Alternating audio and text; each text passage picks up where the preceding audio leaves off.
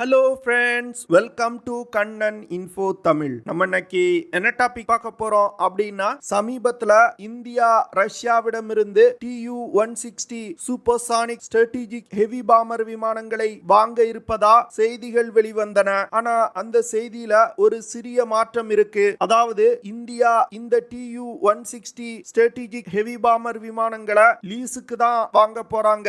எப்படி இந்திய கடற்படை நியூக்ளியர் பவர் சப்மரீன்களை ரஷ்யாவிடமிருந்து லீஸுக்கு வாங்கி பயன்படுத்தி வர்றாங்களோ, அதே போன்று இந்த ஸ்ட்ராட்டஜிக் ஹெவி பாமர் விமானங்களையும் இந்தியா லீஸுக்கு வாங்கி பயன்படுத்த போறாங்க. இந்த வீடியோல எதற்காக இந்தியா இந்த விமானங்களை விலைக்கு வாங்காமல் லீஸுக்கு எடுத்து பயன்படுத்துறாங்க, இந்த விமானத்தின் செயல்பாட்டுல ஏதாவது குறைபாடு இருக்கா, ஸ்ட்ராட்டஜிக் பாமர் விமானங்களை உள்நாட்டிலே உருவாக்குறதுக்கு இந்தியா என்ன மாதிரியான திட்டங்களை செயல்படுத்தி வர்றாங்க அப்படிங்கிறது குறித்து நம்ம டீடைலா இந்த வீடியோல பார்க்கலாம். நம்ம சேனல்ல டிஃபென்ஸ் ரிலேட்டடா தினம் ஒரு வீடியோ பப்ளிஷ் பண்ணிட்டு இருக்கோம். உங்களுக்கு டிஃபென்ஸ் ரிலேட்டடான செய்தியை உடனே தெரிஞ்சுக்கிடணும் அப்படின்னா நம்ம சேனலை சப்ஸ்கிரைப் பண்ணி சப்போர்ட் பண்ணுங்க. நீங்க பண்ற ஒவ்வொரு சப்ஸ்கிரிப்ஷனும் எனக்கு அடுத்த வீடியோஸ் போடுறதுக்கு ஒரு மோட்டிவேஷனா இருக்கும். சமீபத்தில் நடந்த ஒரு நிகழ்ச்சியில இந்தியாவின் முன்னாள் ஏர் சீஃப் இந்தியாவிற்கு ஸ்ட்ராட்டஜிக் பாமர் விமானங்கள் மிகவும் அவசியம் அப்படின்னு சொல்லியிருந்தாரு. அது மட்டும் இல்லாம இந்தியா ரஷ்யாவிடமிருந்து TU-160 ஸ்ட்ராட்டஜிக் பாமர் விமானங்களை வாங்க இருப்பதா அவர் சொல்லியிருந்தாரு. இந்த பாமர் விமானங்கள் இந்தியாவின் அணு ஆயுதங்களை கையாளக்கூடிய ஸ்ட்ராட்டஜிக் ஃபோர்ஸ் கமாண்டிற்காக வாங்க இருப்பதா அவர் சொல்லியிருந்தாரு. ஸ்ட்ராட்டஜிக் ஃபோர்ஸ் கமாண்ட் தான் இந்திய படையில் இயங்கும் நிலையில உள்ள ஒரே ஒரு ட்ரை சர்வீஸ் கமாண்ட். இந்தியா எதிரி நாடுகள் மீது அணு ஆயுத தாக்குதல் நடத்தணும் அப்படின்னா ஸ்ட்ராட்டஜிக் ஃபோர்ஸ் கமாண்ட் தான் அதை நடத்துவாங்க. இந்தியா லீஸுக்கு எடுக்க உள்ள TU-160 ஸ்ட்ராட்டஜிக் பாமர் விமானங்கள் தான் உலகத்திலே மிக பெரிய மற்றும் அதிவேகமா பறக்கக்கூடிய பாமர் விமானங்கள். இந்தியா எதற்காக இந்த விமானங்களை லீஸுக்கு எடுக்கிறாங்க அப்படின்னா, முதல்ல லாங் ரேஞ்ச் பாமர் விமானங்களை இயக்கக்கூடிய கான்செப்டை புரிந்து கொள்வதற்காக இந்தியா இந்த விமானங்களை லீஸுக்கு எடுக்கிறாங்க. அது மட்டும் இல்லாம இந்த TU-160 ஸ்ட்ராட்டஜிக் பாமர் விமானங்களை பயன்படுத்தி நெக்ஸ்ட் ஜெனரேஷன் ஹைப்பர்சானிக் ஏர் லான்ச் பாலிஸ்டிக் மிசைல்களை இந்தியா டெவலப் செய்ய திட்டமிட்டிருக்காங்க. இந்த விமானங்களை பயன்படுத்தி DRDO ஃபியூச்சர்ல தயாரிக்க உள்ள ஹைப்பர்சானிக் ஏர் லான்ச் பாலிஸ்டிக் மிசைல்களை சோதிக்க உள்ளாங்க. இந்த நெக்ஸ்ட் ஜெனரேஷன் ஹைப்பர்சானிக் ஏர் லான்ச் பாலிஸ்டிக் மிசைல்கள்னால அணு ஆயுதங்களை ஏந்தி சென்று தாக்குதல் நடத்த முடியும். இந்திய படையில் இணைய உள்ள TU-160 ஸ்ட்ராட்டஜிக் பாமர் விமானங்கள்னால தொடர்ந்து 12,300 கிலோமீட்டர் தூரம் வரைக்கும் பறக்க முடியும். இந்த விமானத்துல ரீட்ராக்கபிள் ரீஃபியூலிங் ப்ரோப் இருக்கு. விமானம் பறந்து கொண்டிருக்கும் பொழுதே எரிபொருள் நிரப்ப முடியும். இதன் மூலமா விமானத்தோட ரேஞ்ச 12,300 கிலோமீட்டருக்கும் மேல அதிகரிக்க முடியும். TU-160 விமானம் 110 டன் எடை கொண்ட விமானம். இந்த விமானத்தால அதிகபட்சமா 2,75,000 கிலோகிராம் எடையை சுமந்து கொண்டு பறக்க முடியும். TU-160 விமானத்தினால மாக் 2.05 அப்படிங்கிற வேகத்துல பறக்க முடியும். அதாவது ஒலியின் வேகத்தை விட 2.05 மடங்கு வேகத்துல இந்த விமானம் பறக்கும். TU-160 விமானத்தினால 960 கிலோமீட்டர் பெர் ஹார் வேகத்துல க்ரூஸ் செய்ய முடியும். க்ரூஸ் ஸ்பீட் அப்படிங்கிறது ஆஃப்டர் பர்னர்களை பயன்படுத்தாமல் குறைவான எரிபொருளை பயன்படுத்தி நிதானமா பறப்பதுதான் க்ரூஸ் ஸ்பீட் அப்படின்னு சொல்லுவாங்க. இந்த விமானத்தோட compact range 2000 kilometre. Compact range அப்படிங்கிறது இந்த விமானத்தில் உள்ள ஆயுதங்களை பயன்படுத்தி எவ்வளவு தூரத்துல தாக்குதல் நடத்த முடியுமோ அதுதான் காம்பாக்ட் ரேஞ்ச் அப்படின்னு சொல்லுவாங்க. TU-160 விமானத்தினால அதிகபட்சமா 52,000 அடி உயரத்துல பறக்க முடியும். இவ்வளவு சிறப்பு அம்சங்கள் இந்த விமானத்துல இருந்தாலும் ஒரு முக்கியமான டிராபேக் இந்த விமானத்துல இருக்கு. அதாவது TU-160 ஸ்ட்ராட்டஜிக் பாமர் விமானம் ஒரு ஸ்டெல்த் தொழில்நுட்பம் கொண்ட விமானம் கிடையாது. அதனால இந்த விமானத்தால் ஒரு கண்டெஸ்டட் ஏர் ஸ்பேஸ்க்குள்ள ஆபரேட் செய்ய முடியாது. தற்போதைய மாடர்ன் வார்ஃபேர் சினாரியோல ஸ்டெல்த் தொழில்நுட்பம் மிகவும் ஒரு முக்கியமான விஷயம். இந்த விமானத்துல ஸ்டெல்த் தொழில்நுட்பம் இல்லாததுனால ஒரு சேஃபான ஏர் ஸ்பேஸ்ல இருந்து கொண்டு ஏர் லான்ச் பாலிஸ்டிக் மிசைல்களை பயன்படுத்தி தாக்குதல் நடத்த முடியும். ஆனா எதிரிகளோட எல்லைக்குள் ஊடுருவி சென்று தாக்குதல் நடத்த முடியாது. இந்த விஷயம் ஒரு முக்கியமான முக்கியமான டிராபேக்கா இந்தியாவால் கருதப்படுது. இதன் காரணமாக தான் தற்போதைய தேவைக்காக இந்தியா இந்த விமானங்களை லீஸுக்கு எடுத்து பயன்படுத்தி வர்றாங்க. TU-160 பாமர் விமானங்கள் இந்திய படையில் இணைக்கப்பட்டாலும் இந்தியாவிற்கு ஒரு ஸ்டெல்த் தொழில்நுட்பம் கொண்ட ஸ்ட்ராட்டஜிக் பாமர் விமானம் தேவை. இன்னைக்கு குக்கு எஃப்எம்ல நான் உங்களுக்கு ரெக்கமெண்ட் பண்ற ஆடியோ புக் வேர்ல்ட் வார் 2. இந்த ஆடியோ புக் ஆங்கிலத்துல கிறிஸ்டோபர் கேத்தர்வுட் எழுதிய செகண்ட் வேர்ல்ட் வார் தி பிகினர்ஸ் கைட் அப்படிங்கிற புத்தகத்தோட தமிழாக்கம். இதுவரைக்கும் செகண்ட் வேர்ல்ட் வார் எப்படி நடந்துச்சு அப்படின்னு நான் நினைச்சிட்டு இருந்தனோ அதுல இருந்து டோட்டலா ஒரு வித்தியாசமான ஒரு வியூவை அந்த புத்தகம் எனக்கு கொடுத்துச்சு. இரண்டாம் உலக போர்ல நடந்த முக்கியமான விஷயங்கள் மற்றும் தலைவர்களுடைய முடிவு, இரண்டாம் உலக போர் எதற்காக நடந்தது, போரோட முடிவுல என்னென்ன விஷயங்கள் இந்த உலகத்துல மாறி இருக்கு அப்படிங்கிறது குறித்து ரொம்ப டீடைலா கிறிஸ்டோபர் கேத்தர்வுட் அந்த புத்தகத்துல விளக்கி இருப்பாரு. செகண்ட் வேர்ல்ட் வார பத்தி நீங்க நிறைய விஷயங்களை தெரிஞ்சுக்கிடணும் அப்படின்னா குக்கு எஃப்எம்ல செகண்ட் வேர்ல்ட் வார் அப்படிங்கிற இந்த ஆடியோ புக்கை கேளுங்க. இது போன்ற தகவல்களை நாம் படிச்சு தெரிஞ்சுக்கிடணும் அப்படின்னா அதற்கு நிறைய நேரம் பிடிக்கும். ஆனா இந்த ஆடியோ புக்ல ரொம்ப கிளியரா எக்ஸ்பிளைன் பண்ணிருக்காங்க. ஃபேமஸான பல புத்தகங்கள் ஆடியோ புக்கா குக்கு எஃப்எம்ல இருக்கு. தமிழ், ஆங்கிலம் தவிர இந்தியாவின் பல மொழிகள்ல குக்கு எஃப்எம்ல ஆடியோ புக்ஸ் இருக்கு.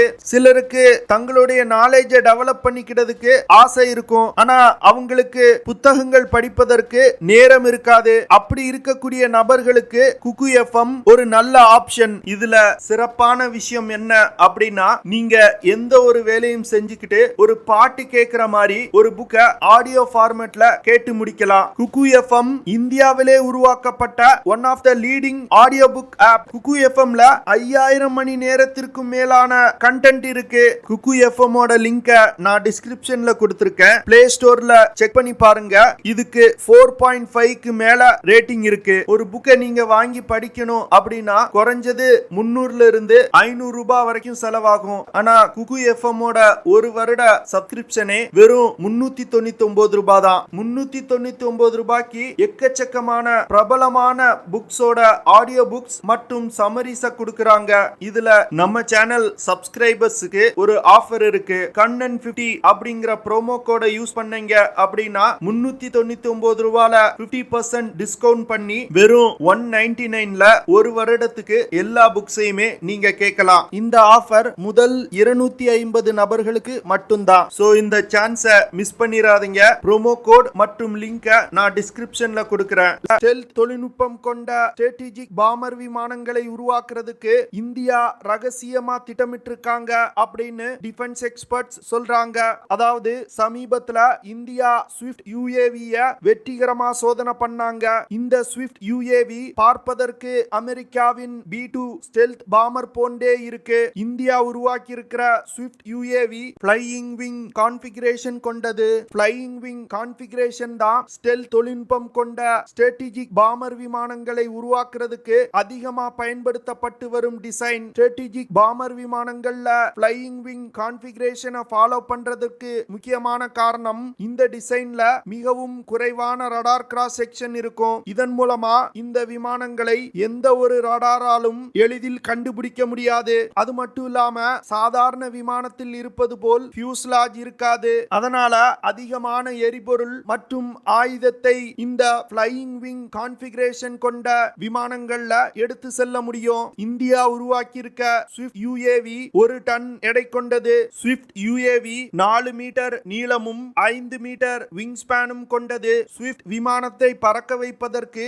NPO Saturn 36 MT இன்ஜின் இல்லனா TRDD 50 MT டர்போஃபேன் இன்ஜின் பயன்படுத்தப்பட்டிருக்கு. ஸ்விஃப்ட் UAV சோதிக்கப்பட்ட போது UAE-ல உள்ள அனைத்து சிஸ்டங்களும் பெர்ஃபெக்ட்டா வேலை செஞ்சிருக்கு அப்படின்னு DRDO சொல்றாங்க. அதாவது அட்டானமஸ் டேக் ஆஃப் மற்றும் லேண்டிங், வியூ பாயிண்ட் நேவிகேஷன் போன்ற சிஸ்டங்கள் மிக சிறப்பா செயல்பட்டிருக்கு. ஸ்விஃப்ட் UAE-யோட airframe, undercarriage, flight control மற்றும் ஏவியானிக் சிஸ்டம் போன்ற முக்கியமான சிஸ்டங்கள் இந்தியாவிலே தயாரிக்கப்பட்டிருக்கு. 1 டன் எடை கொண்ட ஸ்விஃப்ட் UAE-ய ஒரு டெஸ்ட் பெட்டா பயன்படுத்தி பல சோதனைகள் பண்ண உள்ளாங்க.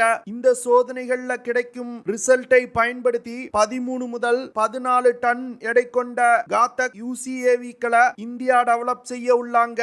காத்தக் UCAV-க்கள aeronautical development establishment, Indian institute of Kanpur இந்த நிறுவனங்களும் இணைந்து உருவாக்குறாங்க.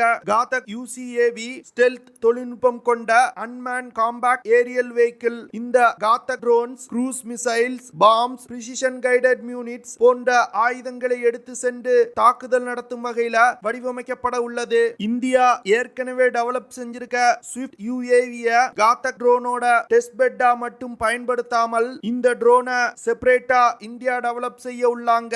இந்த ட்ரோன்களை காம்பாக்ட் ஏர் டீமிங் சிஸ்டம் அப்படின்னு சொல்லக்கூடிய கேட்ஸ் வாரியர் ட்ரோனா இந்தியா பயன்படுத்த திட்டமிட்டிருக்காங்க.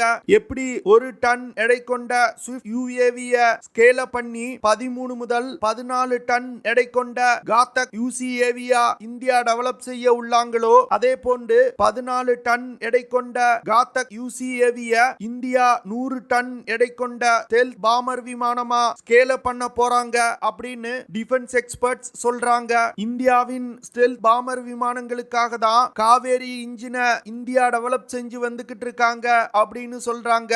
இந்தியாவின் ஸ்டெல்த் பாமர் விமானத்துல 4 காவேரி இன்ஜின்கள் பயன்படுத்தப்பட உள்ளது. காவேரி இன்ஜின்னால 52 கிலோ நியூட்டன் த்ரஸ்ட் ப்ரொடியூஸ் பண்ண முடியும். அதனால இந்தியா டெவலப் செய்யும் ஸ்டெல்த் பாமர் விமானத்தினால மாக் 0.95 அப்படிங்கிற வேகத்துல பறக்க முடியும். அதாவது 1200 கிலோமீட்டர்ஸ் பெர் ஹார் வேகத்துல பறக்க முடியும். அது மட்டும் இல்லாம இந்தியா உருவாக்க உள்ள ஸ்டெல்த் பாமர் விமானத்தினால அதிகபட்சமா 50,000 அடி உயரத்துக்கும் மேல பறக்க முடியும். இந்த விமானங்களை பயன்படுத்தி சர்ஃபேஸ் மற்றும் சப் சர்ஃபேஸ் டார்கெட்டுகளை தாக்கி அழிக்க முடியும். இந்தியாவிற்கு அமெரிக்கா போன்று கண்டம் விட்டு கண்டம் பறக்கக்கூடிய ஸ்டெல்த் தொழில்நுட்பம் கொண்ட ஹெவி பாமர் விமானங்கள் தேவை கிடையாது. இந்தியாவிற்கு 5000 முதல் 6000 கிலோமீட்டர் தூரம் பறக்கக்கூடிய ஸ்டெல்த் தொழில்நுட்பம் கொண்ட மீடியம் ரேஞ்ச் பாமர் விமானங்களே போதுமானது.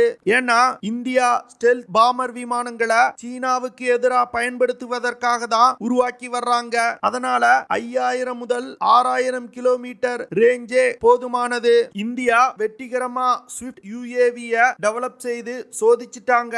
அடுத்து காத்தக் UCAV மற்றும் ஆம்கா ஃபைட்டர் ஜெட்டை இந்தியா டெவலப் செய்வாங்க. இந்த 2 ப்ராஜெக்ட் மூலமா இந்தியா ஸ்டெல்த் தொழில்நுட்பத்தை டெவலப் செய்வாங்க. இந்த 2 ப்ராஜெக்ட் மூலமா டெவலப் செய்யப்பட்ட ஸ்டெல்த் தொழில்நுட்பத்தை இந்தியா உருவாக்க உள்ள மீடியம் ரேஞ்ச் ஸ்டெல்த் பாமர் விமானங்கள்ல பயன்படுத்துவாங்க.